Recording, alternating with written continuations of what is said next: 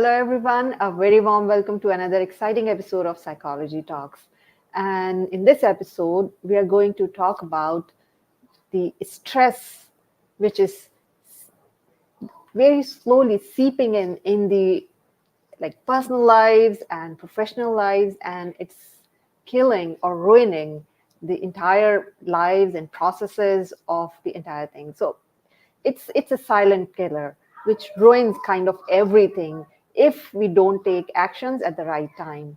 And we have been we have been seeing that is how stress is affecting very badly in healthcare system, because it's not only the employees that are affected through the high level of stress, but it is kind of transferred from like employees to the patient. Like a lot of like employees are making mistakes in having like the wrong diagnosis, or delaying the or lengthening the process. So it has severe impact on at multiple level.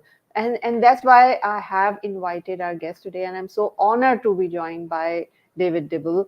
He is the creator of 3D healthcare, creator of 3D Dreamwork, and the currently his latest initiative is the loving organization consortium. This is a new like very latest initiative. It's basically his main philosophy is to bring back the love and compassion to the workplace, because I think that is the only solution which can remove all these stress and all these negativity or all these obstacles that employees or even the patients are facing in the current times. So let's welcome David. Hello, Embry, and thank you so much for having me on your show. Thank you so much for joining me again. And this is your second time, and I was so looking forward to this, our conversation today. Thank you for joining.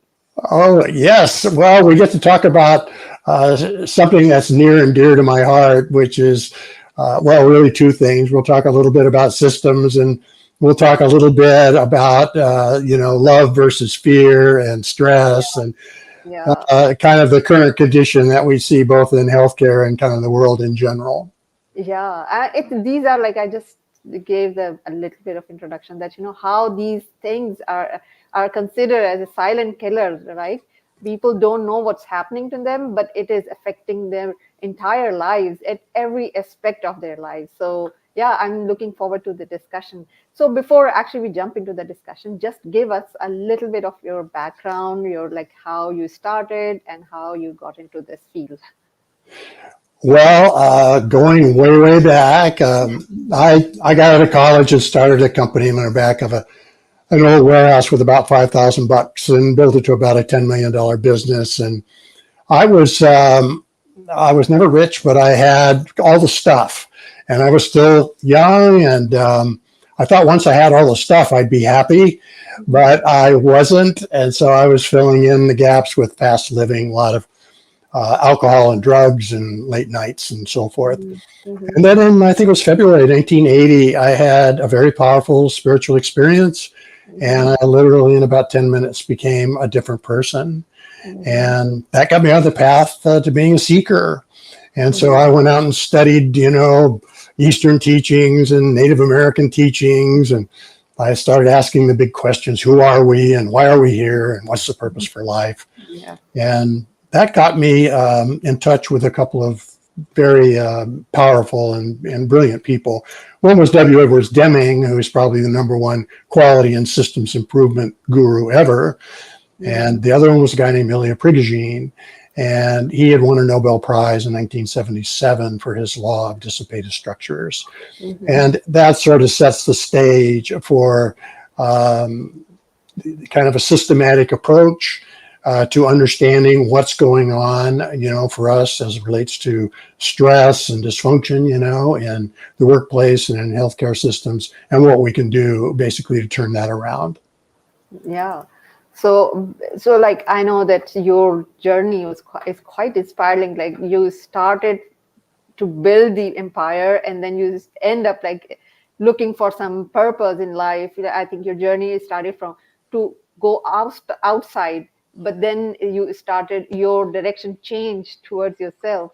So how you actually move from, like, I know that you have done like brilliant work, especially in the dream work, and lots of other like coaching things, especially like you were teaching people that how they can connect with themselves, that how your focus changed from that angle to the healthcare system. Well, that's interesting too. I've been very fortunate in my life to have had some wonderful teachers, brilliant teachers, and one of them was a man named Don Miguel Ruiz, and he wrote a book called The Four Agreements, which some of you may recognize. But anyway, I think he sold 5 million copies or something of that book. Yeah. But he's a true teacher, and in working with him for 8 years, I was learning, like, how does the mind work, and what is true transformation for human transformation, and what it really boiled down to was we were learning how to work at the level of the mind to create change over those 8 years that we were together. The second person that I ran into, who is an amazing person that probably no one has heard of, was a guy named Dr. Alvaro Lopez Waterman.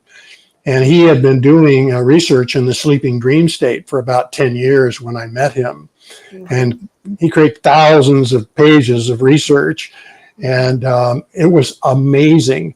He had found a way to contact our inner wisdom, or basically soul energy, which knows everything, and to ask questions and receive perfect guidance in a dream. And he called these dream assignments. And so I began working with him and learned to do dream assignments, and did that work for about 6 years with him. And out of that came Dreamwork, which I know, Ambreen, you had come and we'd done a little Dreamwork together. And I think, I think you found that to be very useful. Yeah, yeah, it's fascinating. I mean, that was one thing that actually was the one that actually attracted me, that, okay, this is something that I was actually looking for the answers about the dreams and everything. And then, of course, I stumbled upon your book. And of course, I'm so grateful for Dennis to actually make an introduction. And that's how we connected. So I'm so grateful for that. And but of course, from there you got the basic foundation, right? Especially to build this loving organization, right? I think that is the solution that the world needs at the moment, because there is a lot of stress, a lot of fear going on in the world, and especially in the professional environment. A lot of like workplace environment is like dominated by the high level of stress, of fear, that or insecurity. So what is this a loving organization, and how it can actually tackle those areas like fear and stress? Great question, and thank you for that. I think before I answer that question, I'd like to introduce your audience to Dr. Ilya Prigoghine's work. He won a Nobel Prize, as I mentioned, in 1977 for his law of dissipated structures. And so don't worry if you've never heard about it. Nobody has. I still find it amazing. But I believe it's the most powerful generalized principle at work in the human condition today on the planet.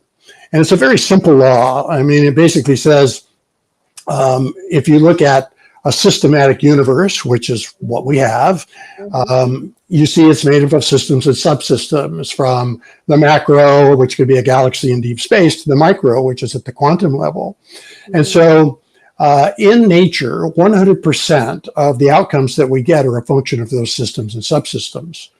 Now, when the human mind gets involved in making man-made systems, that percentage drops to around 94%, but it's still a big number. And so what we see is that we are basically at the effect of both natural made systems and the ones that we create for ourselves, rather than our individual efforts. And this is not well understood. Mm-hmm. So it turns out that the law of dissipative structures describes how all systems and subsystems in the physical universe grow, evolve, and change. And it's all based on stress. So now we're going to be really bringing the stress into it. But if you take a system, you'll see every system has a certain amount of energy that comes into it and a certain amount of energy it can dissipate. Yeah. And when those two things are about the same, then we have a stable system. But in a changing environment, all systems naturally resist change. It turns out resistance to change is part of the change process. And so what we have is all of these systems out there that are being called on to change, resisting change. And that resistance to change requires more energy coming into the system than the system can dissipate. And so this creates stress in the system. And as they continue to resist change over time, eventually the levels of stress build to a point where the system can no longer contain it, and the system flies apart. Okay. It flies into chaos and then creates the space for the coming together of the energy that's still there into a completely different system, which is now operating at a higher level of functionality within the changed environment. And that's the principle that is at work both in natural systems and in human-made systems that is creating all of the stress that we feel both at work and, of course, for the people who have to work in stress systems, they also are feeling that stress because it turns out that the mind, too, is systematic and at the effect of the law of dissipative structures. Yeah, I mean, that's quite fascinating. That I think it also can link to the evolution of universe, right? Because that's how the universe evolved, that how the systems are created and the way it is like, maybe I think I can link to the Big Bang. That could be the one. But anyways, when I try to link with let's say the man-made system, how it is linked with the man-made system, because so that means if I link that theory to the man-made system that we have created, which is creating more resistance instead of creating a harmony, or how it is affecting, and how do you think that it can blow up? Okay, so let's take a look at healthcare, for instance. Okay. So healthcare is a man-made system. And about 94% of the outcomes, good and bad, that we are seeing in healthcare are a function of those systems and subsystems that make healthcare up. Now, if we take a look at healthcare in general, let's say over the last 35 years or so, we have seen that it is highly resistant to change, particularly at the systems level. So it's been being called on to change for the last 35 years, but it hasn't. It's resisted change. And so the law of dissipative structures has been basically building stress and dysfunction within those systems. And so let's talk about the care delivery systems. So this is where the doctors and the nurses and the support staff work, and where we patients go into healthcare basically, to be healed or at least get better. And those systems are now highly stressed and dysfunctional. And so they are producing worse and worse outcomes over time. And that stress in those systems is also creating stress at the level of the mind and the people who work in those systems and the patients who come into those systems. And so this is where the new pandemic of burnout in staff has come from. It's basically care delivery system stress being passed on to the staff as long-term emotional stress, which of course makes us sick. I mean, if we look at burnout, it's basically illness. it's illness, both at the level of the mind and at the level of the body, both of which are dissipative structures. And so unless we can proactively go in and improve those systems, both the physical systems at the level of care delivery and the mental systems at the level of people, we cannot sustainably improve healthcare. Yeah. Yeah. I mean, that's very true reflection of the healthcare system, that the way the stress is building up over the year. But you mentioned that, it's been there for like, there is a call for change for 35 years and there is no change. What do you think? What is the resistance of change? Why people are not evolving, or why people are not adopting the change? Well, as I mentioned, the law of dissipative structures requires resistance to change in order to create change. So the resistance to change basically builds the stress energy within the systems. And of course, eventually that stress energy becomes so great that the system can no longer resist change, and transformation takes place. So that's great, at the level of the systems. However, if we start looking at people and we look at the human mind in a systematic way, what we see is that if we go all the way in letting the law of dissipative structures reorder both the physical systems and the systems of the mind, we are in for a very painful transition. I mean, literally, we will see the collapse of healthcare. We will also see, I think, probably the collapse of all the other connected human-made systems to healthcare. And you can kind of get a picture of what that type of chaos would look like, for us humans. Yeah, So, that's true. yeah. Especially for the healthcare, because we're like, lives are dependent on, just on like the doctors are saving lives, and if they are like highly stressful and they can't cope up with this. And I think you shared one post which shared that, like, despite having advancement in technology and medicine, we are seeing the increase in death rate because of the lack of this proper healthcare system. So that's one thing that we've already seen the negative effect of this high level of stress, right? Yeah. And Yeah. one thing, one thing I also want to ask, that basically this, like you said, that healthcare is quite resistant, but what about the other other fields, right? So like not healthcare. Do you think that they are also evolving, or they have evolved? Because if they have evolved, we can actually get their practice, like we can adopt their practice in the healthcare as well. So could you ask that question again? Are you talking about other workplaces, or? Yeah, I mean, other workplaces, or other, like maybe in, for example, let's say in the other field. I can't think of other field, but they could be like the other, let's say, let's say engineering or physics or whatever. Like they have evolved, right? So they must be, their system would have been also be like resistant to change if they have evolved over the time with this. So what were the major things that led them to adopt the change quickly? So we can adopt the same things in the healthcare and push the change, or like accelerate the pace of change. Oh, I love your question. I don't know if you're going to like my answer. All of the workplaces are in the same boat. Okay. They're all at the effect of the law of dissipative structures. They all resist change. Yeah. And of course, all the people that work on those things, they also resist change. And so as an example, we look at, let's talk about like education or academics. Yeah.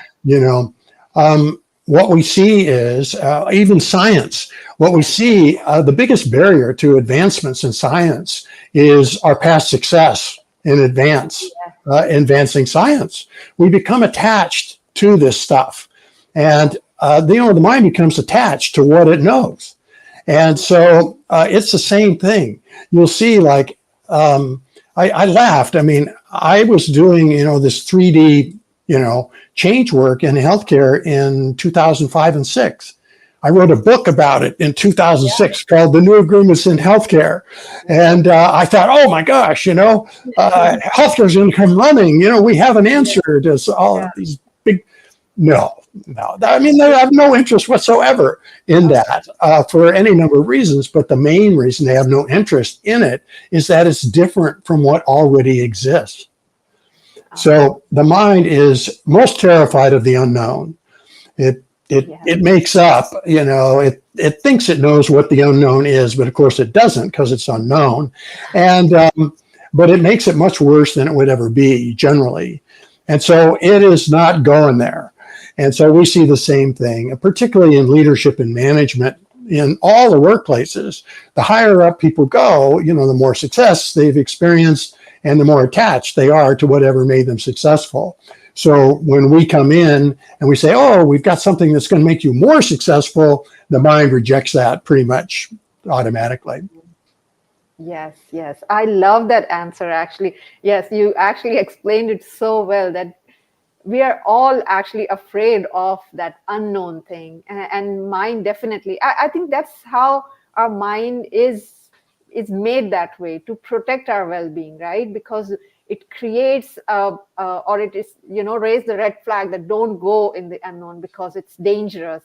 But it doesn't understand, like the mind, it's because of the algorithm, that it just think that, it's dangerous. But if we become the controller of our mind, then we need to realize that is an illusion. We may step into unknown, then it is the only way to grow further, right? Yes.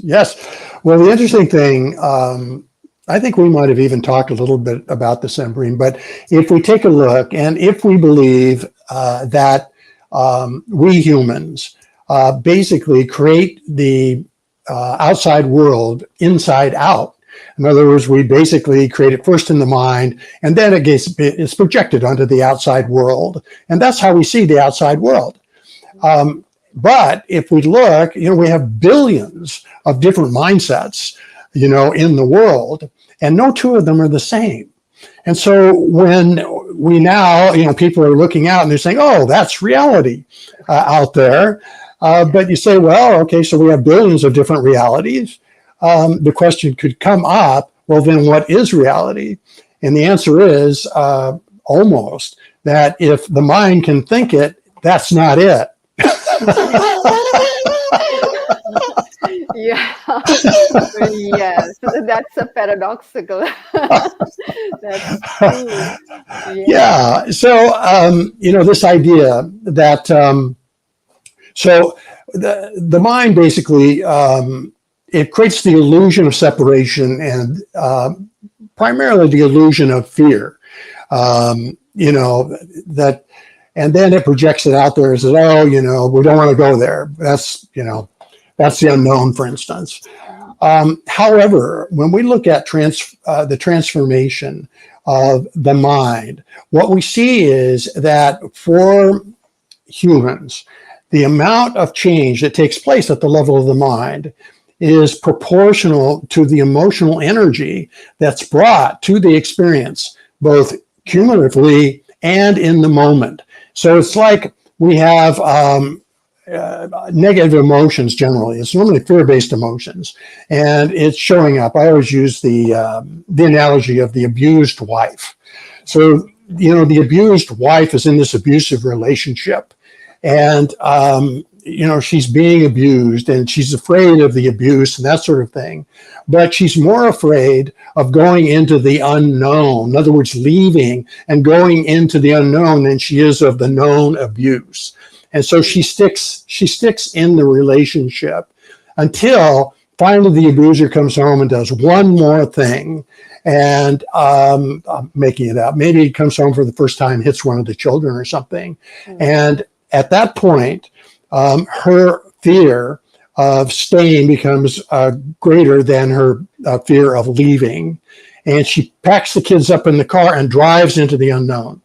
Yeah. And of course, now the unknown is becoming the known. And in that action, she also experiences freedom from the known, because now she's basically free, and she doesn't know exactly what's going to be out there, but she's transforming at that particular point. And we're all like that. So if we take a look at almost all great change that takes place in people, takes place out of what the mind will define as a crisis.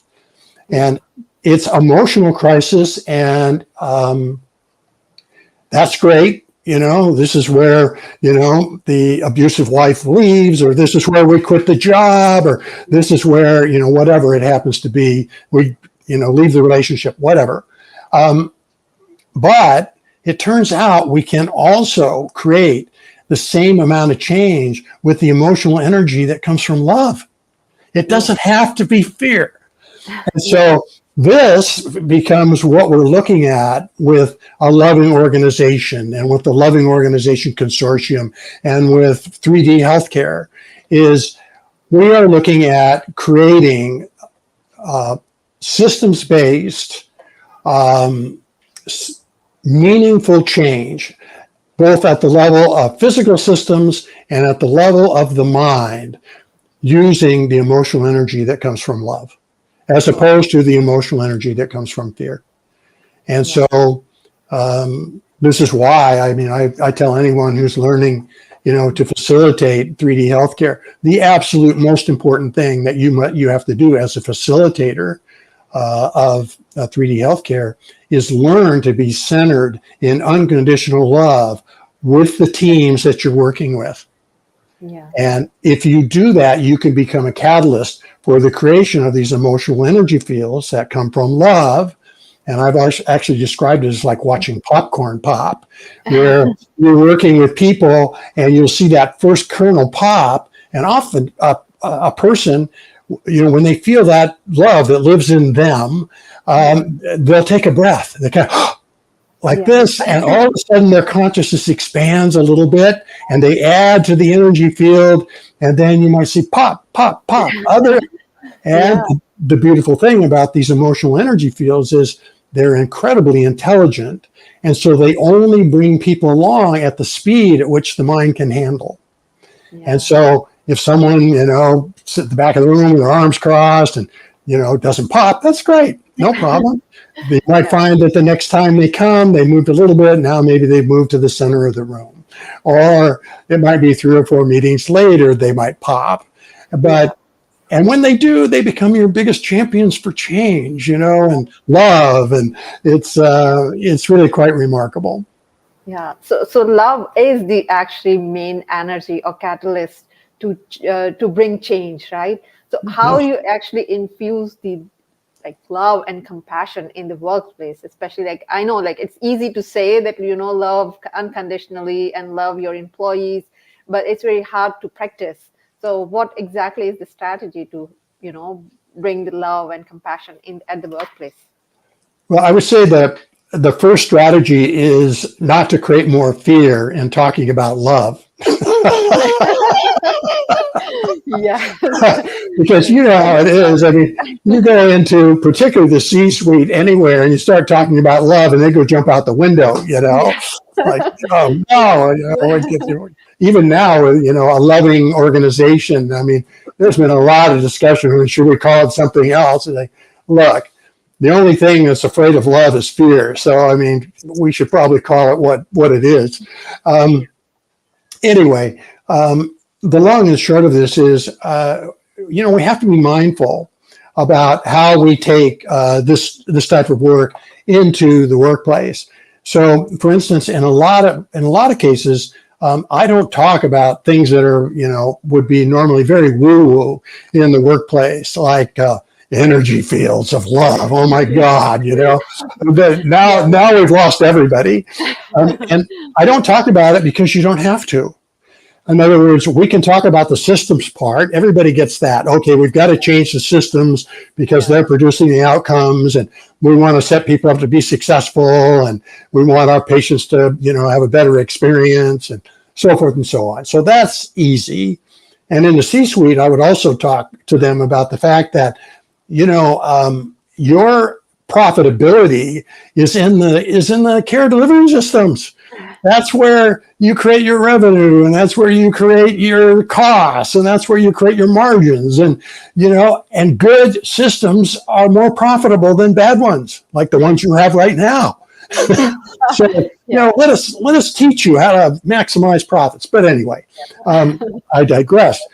The second thing is, so we talk about the systems part for improving things, in care delivery for the benefit of patients and staff.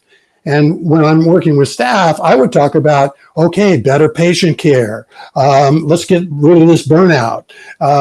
Let's, feel good about how we're interacting with families and with the community. And those sorts of things, because that's what's important to them. So we basically want to speak to people in the language that they're most comfortable with.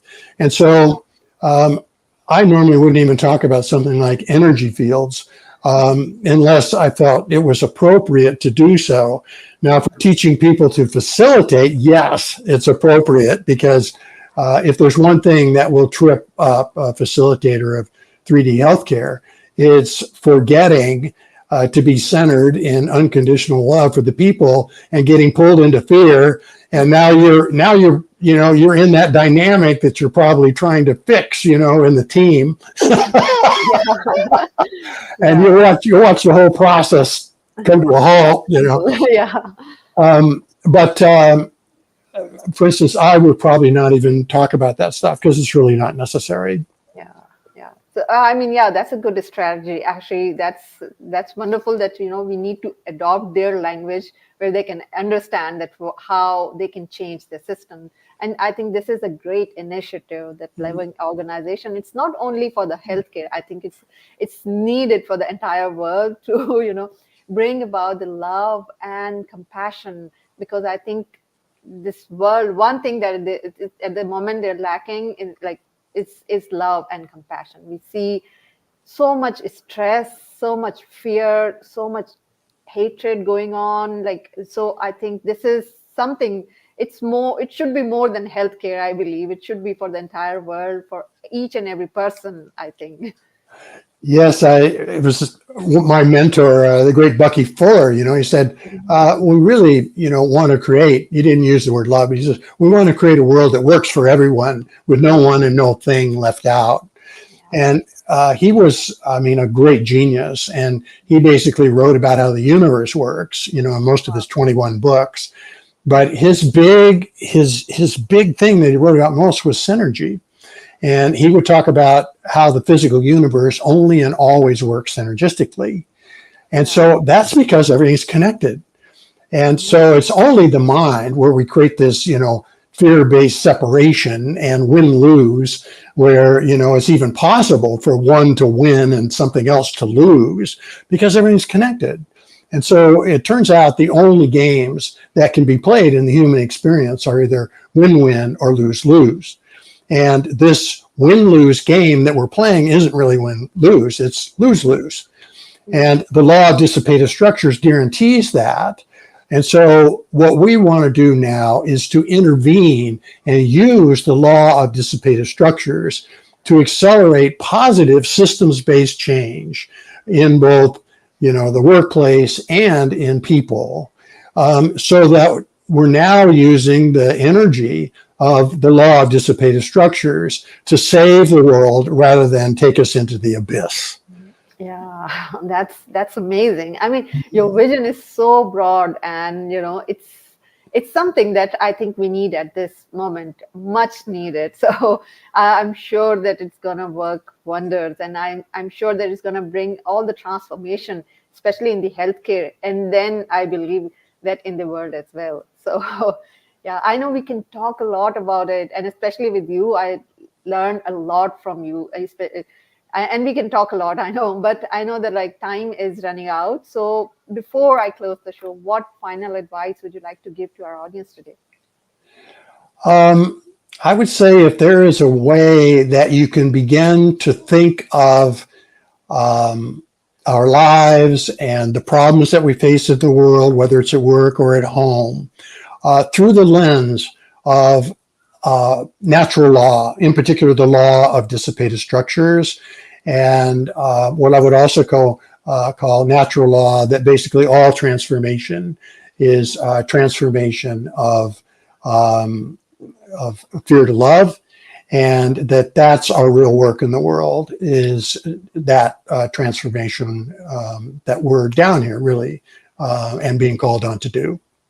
Yeah, that's amazing. I think we all need it. We all need that transformation, especially now. I think the the pace of transformation has been accelerated somehow through, maybe through, because of the technology, or because of the awareness, or maybe like the, I think the entire level of awareness is increasing. So somehow it is the right time that we must transform ourselves, and I think we must evolve. And as you mentioned, that we must unlearn all those successful things to go into the unknown and embrace the unknown, like with positivity. I think that's the lesson we all need to learn. Yeah. So Yeah. how people can reach out to you? What is the best medium? Yeah. Probably I'm on LinkedIn a lot. I'm at David B. Dibble on LinkedIn. And then my website is thenewagreements.com. Yeah. And you can email me at david at thenewagreements.com. I'd love to hear from you. I love the time that I spend, in with meetings and people talking about this stuff. It's just so Yeah. cool. Yeah, yeah. So I think especially this loving organization is a very like brilliant initiative. So whoever wants to, please have the curiosity to find out that what it is and how they can adopt it in their workplace. So please get in touch with David, and I think this is going to be amazing transformation for your workplace.